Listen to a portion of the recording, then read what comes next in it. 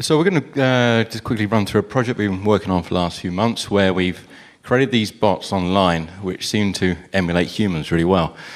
We wanted to do it because we can see if we can do it and see if we can use it for storytelling, for search and product development. Now what we're doing is nothing particularly new. The Bantu tribes of Africa 4,000 years ago had this phrase, which I can't pronounce, about to be human is to live through other people.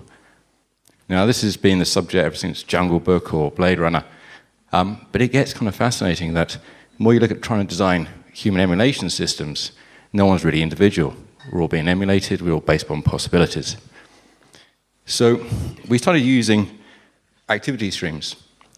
All the things that people keep posting to Flickr and YouTube, blog about, tweet, we started tapping into those to help inform the characters. And open authentication and Creative Commons liberates all this so we can do this. Basically, people blogging, tweeting, posting, and using that information to drive into a personality, which may sound a little scary, but it creates some very interesting results.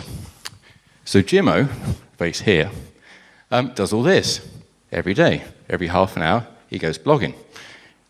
We've got tweets, we've got photographs, we've got locations, we've got albums, and this is all running off probability. There's no artificial intelligence in this at all. So we created a system to create these bots, like a factory for bots. We call it the demographic replicator. Getting there, yeah? So these guys are living amongst us, and the way we do it is we use the Wheel Find service, which is fantastic because it aggregates lots of bots, blogs, and basically allows us to query its API to work out what a 20-year-old in Berlin should be feeling. Now, that's not enough, so we have to take that emotion and then be a bit creative and say, well, if I'm going to design a character and he's feeling happy, then he likes beer, pizza, and cheese. If a little bit stupid, move on to sushi and social media. So that gives some basics, and then we give it a routine. What should it do at 9 o'clock? Well, bacon's good. Right through to midnight, where his girlfriend and sexy time starts happening. So you can be as detailed or as nondescript as you want, but also every personality, an individual, has some core characteristics. So we can be as creative as we want with this. Remember, it's all about probability, so we're looking to mash these keywords together and see what emerges. So that's kind of the core. Then we need to know where he wants to go, or she wants to go. And note how I start referring to he and she as these bots, but it's just data. So we can give them a home and a work address if they have a job, and we can tell them what they like doing during the day. And of course, brand names come in quite handy because in a second I'll show you how we look these up.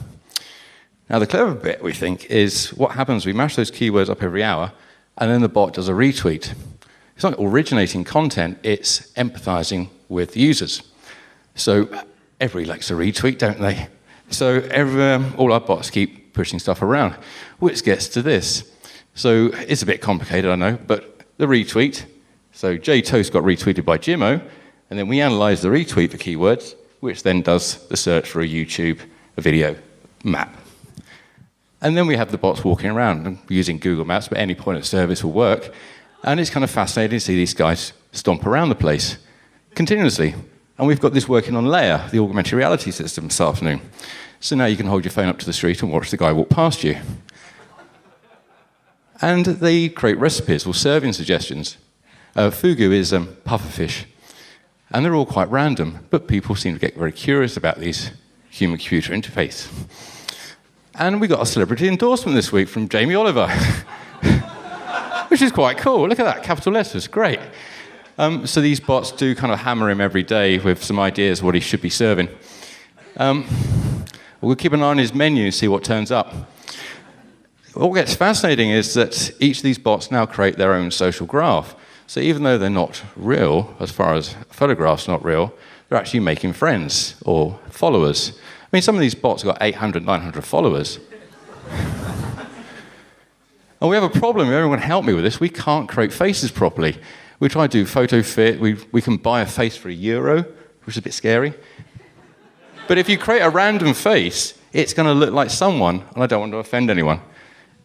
Anyway, I'll leave you with that. This is If you know who Leon is in Blade Runner, you realize we've got a bot system emulating a replicant, emulating a replicator bot. It's a bit weird. Thank you.